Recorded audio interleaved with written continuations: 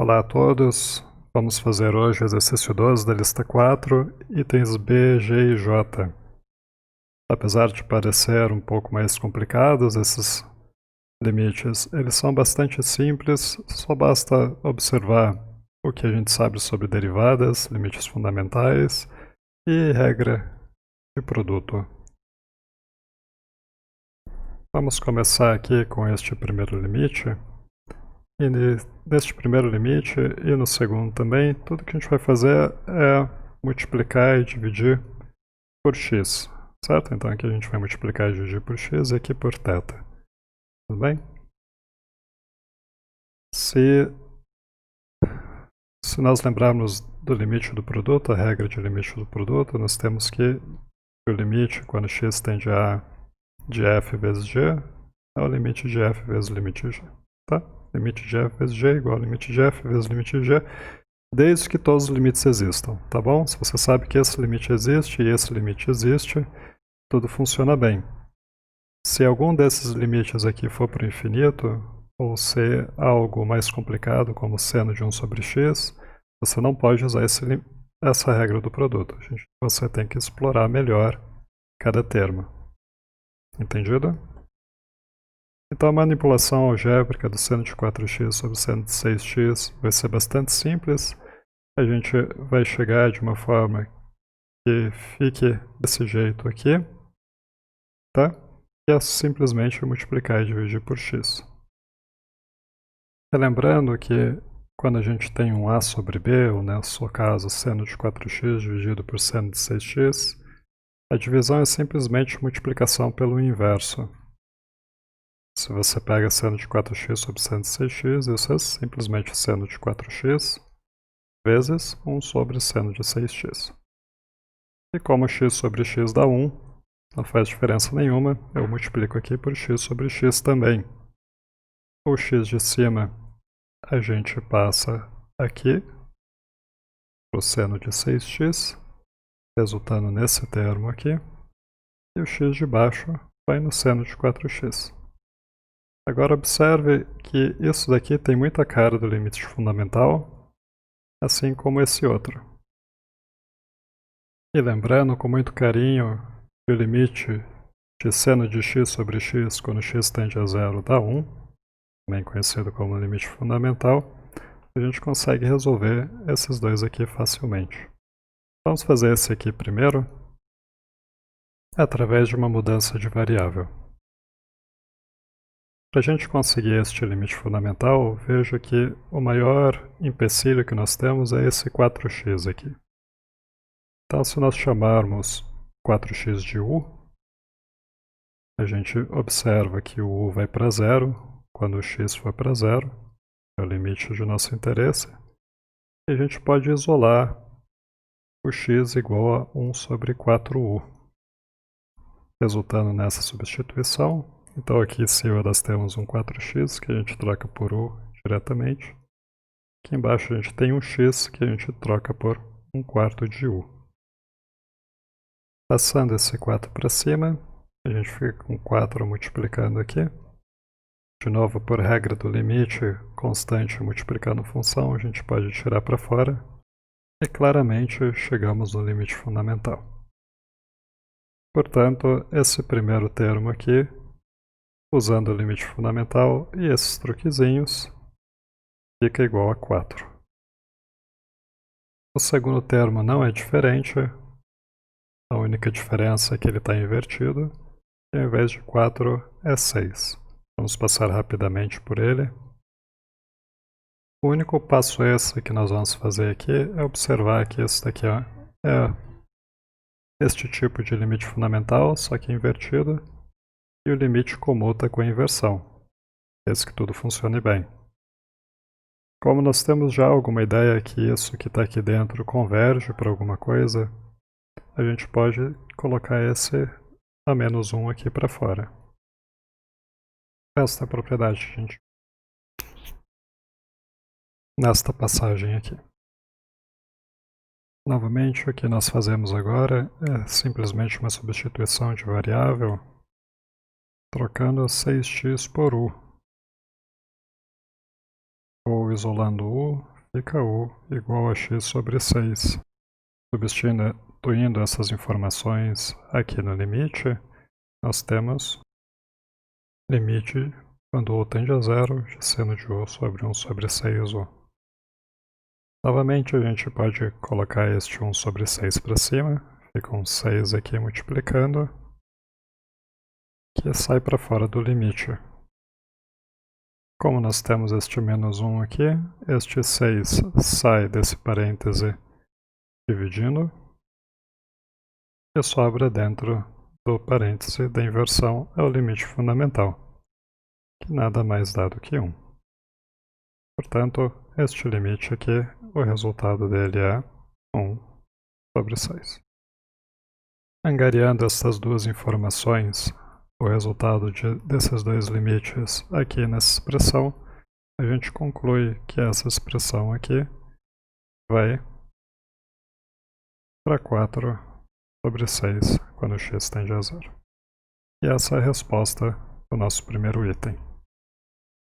O segundo item anda nas mesmas linhas. O que a gente faz nesse caso agora é multiplicar e dividir por θ. É a mesma coisa, a gente só está mudando o nome da variável de x para θ. E novamente a gente acaba com a questão de estudar esses dois objetos aqui. Estudar o limite desses dois objetos, cada um indo para θ igual a zero. Pelo limite fundamental a gente já sabe que esse aqui tende a 1. E esse aqui, se você preferir, é o inverso da derivada da função f de x, do x igual a zero, a menos 1, invertendo ela. Tá? Então, o inverso da derivada da função é f de x para x igual a zero, com f de x igual a θ mais tangente de θ. Ou seja, a derivada dessa função aqui no x é 1 mais a derivada da tangente, que é 1 sobre cosseno de x ao quadrado. Quando você calcula no zero, a gente ganha 1 mais 1 sobre 1 ao quadrado, que dá 1 mais 1, ou seja, é 2. O que tem aqui é exatamente esse número aqui, a menos 1, que dá meio. Então este limite aqui dá nada mais nada menos que 1 vezes meio. Bem, bastante simples este, né? O terceiro limite não é mais complicado que os outros. A única coisa é que nós temos que explorar um pouquinho este polinômio que está aqui embaixo. O que está acontecendo é que quando x é igual a 1, o polinômio que está lá embaixo dá zero. Então, substituir aqui, né? 1 ao quadrado mais 1 menos 2 fica 1 mais 1, que dá 2 menos 2 dá zero. Então, o que está aqui embaixo está indo para zero, mas o que está lá em cima também está indo para zero. Substituindo o x por 1 aqui, fica 1 menos 1. Seno de zero é zero, certo? Então a questão é quem vai mais rápido para o zero. Essa é uma questão importante em matemática e aparece com mais frequência do que a gente espera. Para resolver isso, nós vamos lembrar que quando um polinômio dá zero, quando esse limite dá zero, quando o polinômio dá zero, isso implica que o polinômio ele pode ser escrito como um fator x a menos 1 vezes um outro fator x a menos a, que eu vou colocar aqui, certo? Então, o polinômio de segundo grau, se ele tem uma raiz real, ele vai ter outra raiz real. Note que essa segunda raiz real pode ser ou não igual à primeira, tá bom? Mas a gente tem que calcular aqui, tá? Essa é a expressão certa para o polinômio que nós temos neste momento aqui, certo? Porque ele é um polinômio mônico, polinômio que não tem nada aqui, tá bom? A expressão geral para um polinômio de segundo grau que não é mônico, ou seja, o A não é igual a 1. É assim, A vezes x menos a primeira raiz, vezes x menos a segunda raiz.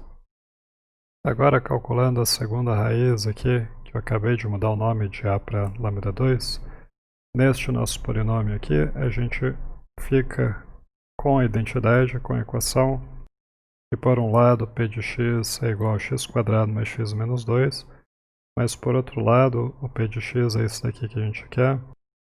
E se você abrir esses termos aqui, você fica com x² menos a soma das raízes mais o produto das raízes. Então, x² menos a soma das raízes mais lambda 2, aqui no nosso caso. E a gente pode ver diretamente que esse lambda 2 é igual a menos 2. Nós concluímos, então, que o nosso limite se identifica com seno de x menos 1 dividido por x menos 1 vezes x mais 2. Isso daqui, tirando este termo para fora, fica... Note que, novamente, nós podemos aplicar a regra do produto, pois cada um dos termos que nós temos aqui, a gente sabe que tem limite. O segundo termo aqui, ele é o mais simples. Se a gente substituir diretamente aqui x por 1, a gente vê essa função aqui é contínua, em x igual a 1. Então, ela tem que dar 1 sobre 3. O primeiro termo é exatamente o limite fundamental, a menos de uma troca de variável, novamente. Mas essa troca de variável acaba sendo até mais simples que as outras. Eu vou fazer aqui no ladinho pra gente. Então, o nosso maior empecilho novamente é o que está aqui dentro do x, mas se a gente chama ele de u, a gente observa que o u ele vai tender a 0 quando o x tende a 1. Certo? Quando o x tende a 1, coloca 1 aqui, 1 menos 1 dá 0. Portanto, em u, o limite que nós temos aqui é simplesmente o nosso limite fundamental. E nós sabemos bastante bem que dá 1. Tá? Então, como este limite aqui separa, pois cada um destes termos tem um limite próprio bem definido, então basta multiplicar os resultados. Então, o primeiro termo dá 1, o segundo termo dá 1 sobre 3, e o resultado fica sobre 3. E por hoje é só. Espero ter ajudado com vocês aí. Por favor, não hesitem em nos procurar. Novamente, estamos todos à disposição. Vocês têm 7 professores, cálculo à disposição. Então, basta perguntar, tudo bem? Pergunte no seu Classroom, pergunte onde quiser. E alguém vai te responder. Tá bom, gente? Até mais. Até a próxima.